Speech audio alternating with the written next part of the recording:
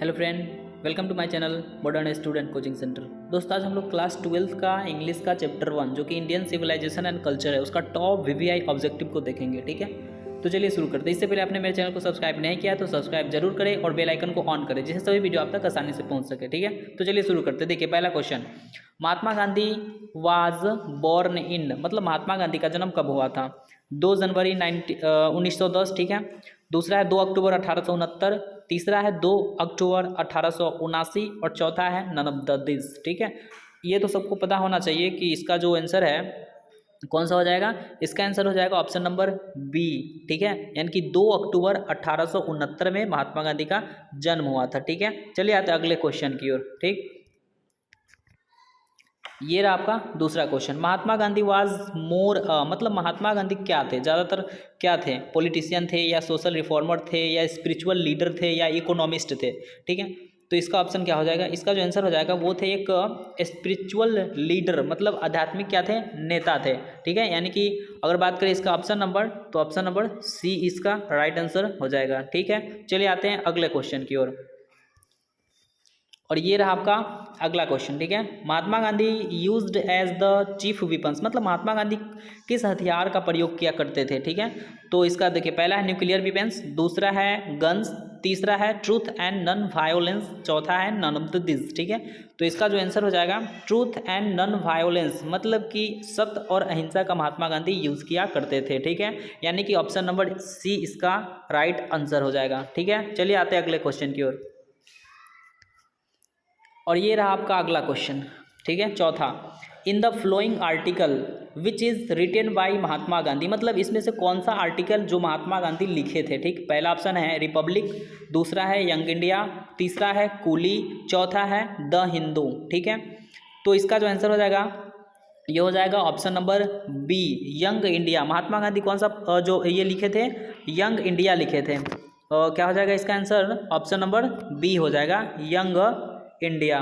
ठीक है, चलिए आते हैं अगले क्वेश्चन की ओर। और ये रहा आपका अगला question, Mahatma Gandhi has retain the lesson, मतलब महात्मा गांधी कौन सा लेसन लिखे हैं? तो ये तो पता होना चाहिए, इजली है।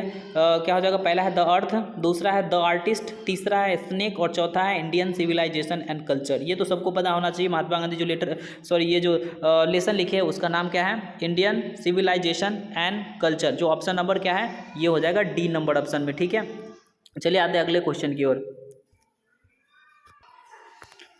तो देखिए ये रहा आपका अगला question, 6 number, modern civilization is the worship of, मतलब मॉडर्न सिविलाइजेशन ज़्यादातर किसका पूजा करते हैं? पहला है मटेरियल, दूसरा है मदरहुड, तीसरा है इथिक्स और चौथा है नन ऑफ दिस। ठीक है, तो इसका आंसर क्या हो जाएगा? मटेरियल, मतलब कि अभी का जो सिविलाइजेशन, अभी का जो कल्चर है, ठीक है, ज़्यादातर मटेरियल मतलब कि सामग्री के पीछे सब लगे रहते हैं। ठीक है, चलिए आते हैं, यानी कि इसका जो आंसर हो जाएगा क्या हो जाएगा? इसका आंसर का अगर बात करें तो इसका आंसर हो जाएगा मटेरियल, कहने का मतलब ऑप्शन नंबर ए। ठीक है, चलिए आते हैं अगले क्वेश्चन की ओर। तो ये रहा आपका अगला क्वेश्चन, 7 नंबर। ठीक है, Indian civilization is based on dash. ठीक है, इंडियन सिविलाइजेशन मतलब भारतीय सभ्यता किस पे आधारित है? पार्शियलिटी पहला है, दूसरा है बिलीफ इन गॉड, तीसरा है मैटर एंड चौथा का बात करें तो नॉन ऑफ दिस। तो आप सभी को पता होना चाहिए कि भारतीय सभ्यता ज़्यादातर क्या होता है कि भगवान में विश्वास करता है, मतलब कि बिलीफ इन गॉड। इसका आंसर हो जाएगा option number B, right answer इसका हो जाएगा। ठीक है, चलिए आते हैं अगले क्वेश्चन की ओर। ये रहा आपका अगला क्वेश्चन, 8 नंबर। ठीक है, people in ancient days were satisfied with, मतलब पुराने जमाने के लोग किस चीज़ से संतुष्ट रहा करते थे? ठीक है, पहला ऑप्शन है सिटी, दूसरा है टाउन, तीसरा है विलेज और चौथा क्या है? अर्बन। तो आप सभी को पता होना चाहिए कि पहले तो सिटी सब है था नहीं। ठीक है, तो इसका जो आंसर हो जाएगा विलेज हो जाएगा, ऑप्शन नंबर सी इसका राइट आंसर हो जाएगा। ठीक है, चलिए आते हैं अगले क्वेश्चन की ओर।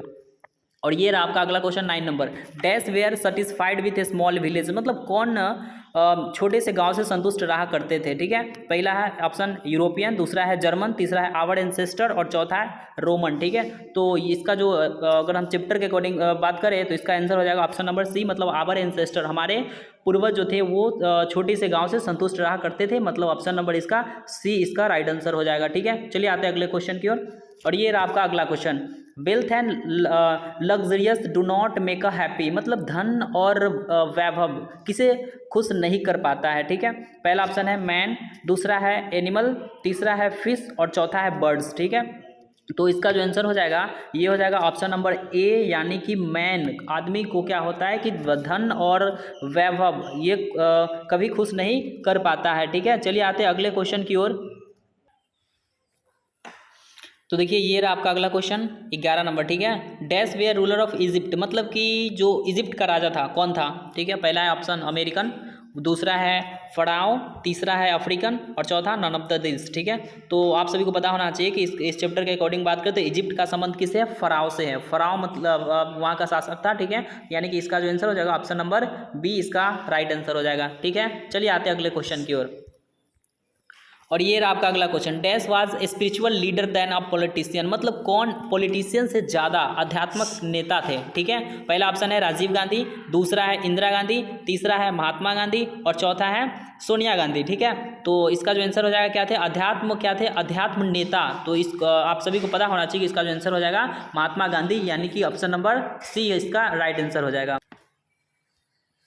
तो इसका जो आंसर हो जाएगा क्या हो जाएगा, ऑप्शन नंबर सी, यानी कि महात्मा गांधी, ठीक है। चलिए आते हैं अगले क्वेश्चन की ओर। और ये रहा आपका अगला question, Gandhi ji went to Champaran in dash, मतलब कि गांधी जी चंपारण कब गए थे, ठीक है। गांधी जी चंपारण कब गए थे, तो पहला ऑप्शन 1920 है, दूसरा 1930 है, तीसरा 1905 है और चौथा 1917 है, ठीक है। तो ये गांधी जी चंपारण गए थे 1917 में। इसका जो आंसर हो जाएगा ऑप्शन नंबर डी इसका राइट आंसर हो जाएगा, ठीक है। चलिए आते हैं अगले क्वेश्चन की ओर।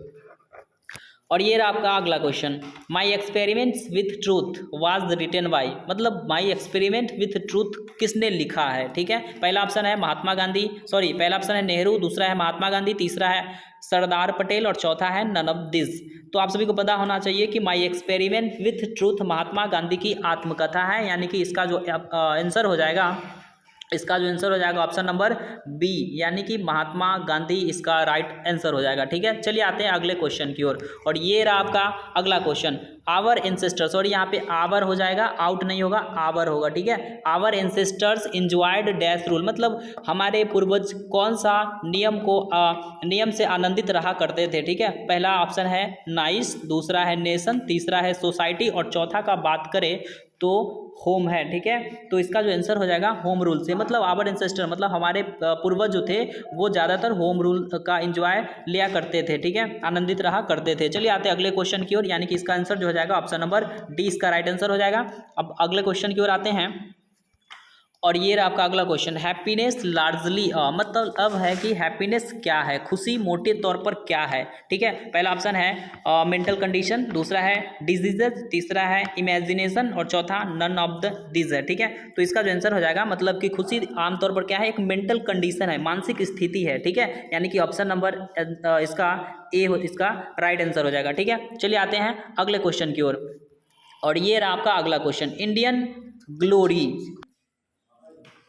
तो ये रहा आपका अगला क्वेश्चन 17 नंबर, ठीक है। Indian glory is that is dash, ठीक है, मतलब इंडियन ग्लोरी भारतीय वैभव मतलब सम्मान क्या है, तो भारतीय सम्मान आज भी क्या है, या मूवेबल है, ऑप्शन नंबर ए है, दूसरा इग्नोरेंट है, तीसरा है सिविलाइज्ड है, चौथा है इमूवेबल, मतलब कि भारतीय जो सम्मान है आज भी अचल है, यानी कि इसका जो ऑप्शन हो जाएगा आंसर हो जाएगा ऑप्शन नंबर डी इसका राइट आंसर हो जाएगा, ठीक है। अचल है, आज भी इंडियन ग्लोरी क्या है, अचल है। चलिए आते हैं अगले क्वेश्चन की ओर।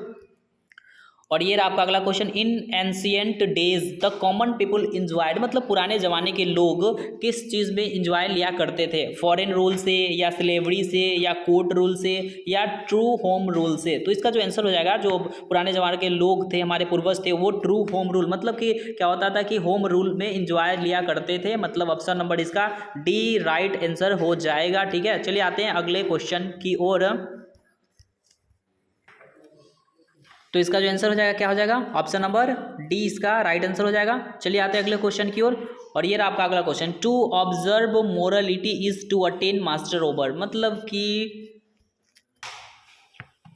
यानी कि टू क्या है इसका जो क्वेश्चन है 19 number, to observe morality is to attain master over, मतलब इसका होता है कि नैतिकता का पालन करना किसे रोक लगाती है, ठीक है। तो पहला ऑप्शन है माइंड्स एंड पैशन, दूसरा है पॉलिटिकल एबिलिटी, तीसरा है आर्ट एंड चौथा है इकोनॉमिक ग्रोथ। तो इसका जो आंसर हो जाएगा, राइट आंसर हो जाएगा ए, मतलब कि माइंड्स एंड पैशन पर रोक लगाती है, ठीक है। चलिए आते हैं अगले क्वेश्चन की ओर, और ये रहा आपका अगला question, in ancient days the common people followed, मतलब कि किसका फॉलो किया करते थे पुराने जमाने के लोग, ठीक है। पहला ऑप्शन है पॉलिटिक्स, दूसरा है बिजनेस, तीसरा है इंडस्ट्री, चौथा है एग्रीकल्चर। आप सभी को पता होना चाहिए कि पहले जमाने के लोग जो थे कृषि से ज़्यादा एंजॉय, मतलब किस उस ज़्यादातर वही काम किया करते थे, पहले कुछ डेवलप नहीं था। तो इसका जो आंसर हो जाएगा एग्रीकल्चर, मतलब कृषि हो जाएगा, ऑप्शन नंबर डी इसका राइट आंसर हो जाएगा, ठीक है। चलिए आते हैं अगले क्वेश्चन की ओर, और ये रहा आपका अगला question, the mind is the restless dash the more is get the more it wants, मतलब माइंड एक बेचैन किसके तरह है, जो जितना पाता है उतना ही चाहता है, ठीक है। तो इसका जो आंसर हो जाएगा ऑप्शन नंबर ए हो जाएगा, सॉरी इसका पहला ऑप्शन है क्या, देखिए पहला ऑप्शन बर्ड है, दूसरा मंकी है, तीसरा एनिमल, चौथा डॉग है, ठीक है। तो इसका जो आंसर हो जाएगा बर्ड है। माइंड एक बेचैन पक्षी की तरह है जो जितना ही ऊंचा जाता है और ऊंचा जाना चाहता है, यानी कि ऑप्शन नंबर ए इसका राइट आंसर हो जाएगा। चलिए आते हैं अगले क्वेश्चन की ओर, तो ये रहा आपका अगला क्वेश्चन, ठीक है। The mind is a restless bird,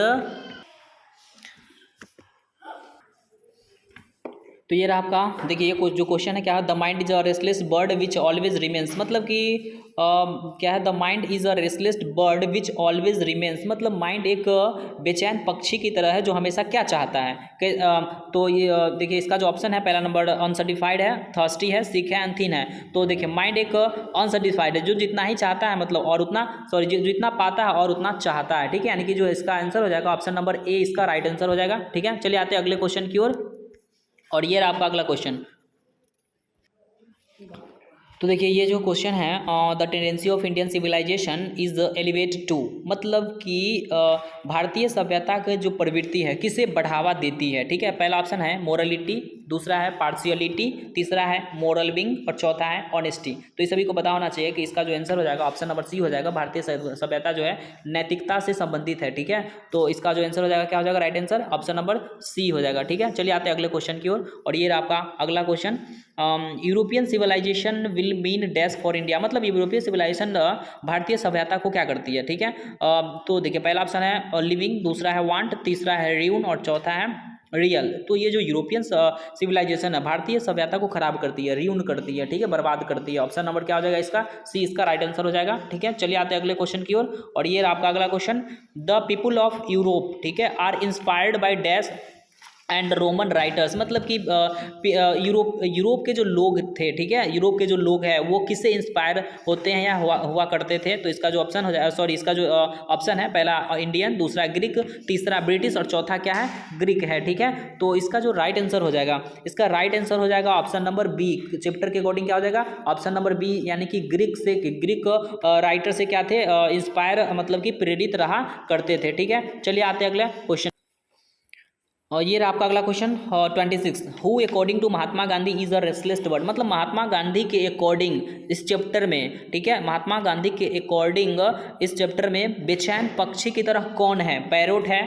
crow है, माइंड है या साउल है। तो इस सभी को पता होना चाहिए कि इसका जो आंसर हो जाएगा क्या हो जाएगा ऑप्शन नंबर सी, यानी कि माइंड, इसमें रेस्टलेस बर्ड, माइंड को रेस्टलेस बर्ड की तरह प्रयुक्त किया गया है इस चैप्टर में, ठीक है। चलिए आते हैं अगले क्वेश्चन के अकॉर्डिंग, अगले क्वेश्चन में क्या है, this is her beauty whose beauty is the author saying about, मतलब दिस इज हर ब्यूटी, मतलब यह जो सुंदरता है किसके बारे में कहा है, लेखक ने इस सुंदरता के सुंदरता किसके बारे में बोला कि यह सुंदरता है, मतलब यह उसकी सुंदरता है, ठीक है।